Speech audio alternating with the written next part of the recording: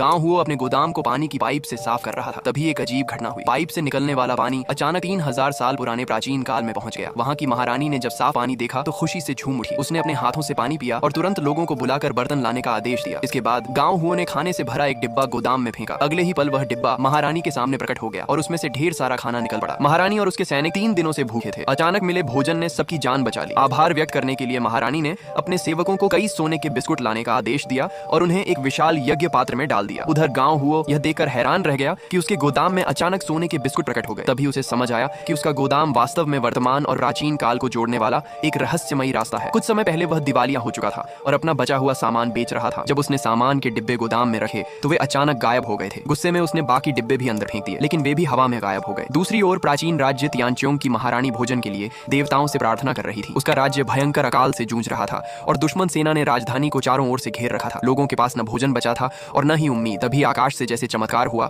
और खाने से भरे डिब्बे उसके सामने प्रकट होने लगे। डिब्बों में सॉसेज, बन, रोटी और तरह तरह के स्वादिष्ट खाद्य पदार्थ थे। सैनिकों ने ऐसा स्वाद पहले कभी नहीं चखा था। कुछ लोगों को लगा कि यह किसी दुष्ट शक्ति का जाल हो सकता है, लेकिन दूसरों ने कहा कि कोई बुरी शक्ति भूखों को भोजन नहीं देती। यह निश्चित रूप से स्वर्ग का आशीर्वाद था। महारानी भावुक होकर यज्ञ पात्र के सामने झुक गई और देवताओं का धन्यवाद करने लगी। फिर उसने राजकोष से और अधिक सोना मंगवाया और उसे धन्यवाद स्वरूप उसी पात्र में अर्पित कर दिया। उधर वर्तमान समय में कई साहूकार गांव हुओं की फैक्ट्री के बाहर जमा हो गए। वे अपना पैसा मांग रहे थे और धमकी दे रहे थे कि यदि कर्ज नहीं चुकाया गया तो वे उसकी फैक्ट्री तोड़ देंगे। परेशान गांव हुओं को तभी गोदाम में सोने के बिस्कुट दिखाई दिए। उसने एक टुकड़ा काटकर जांचा और पाया कि वह असली सोना है। वह तुरंत कुछ बिस्कुट लेकर एक जौहरी के पास गया और बदले में 50 लाख नकद प्राप्त कर ली। लौटकर उसने अपना सारा कर्ज चुका दिया और आर्थिक संकट से बाहर निकल आया।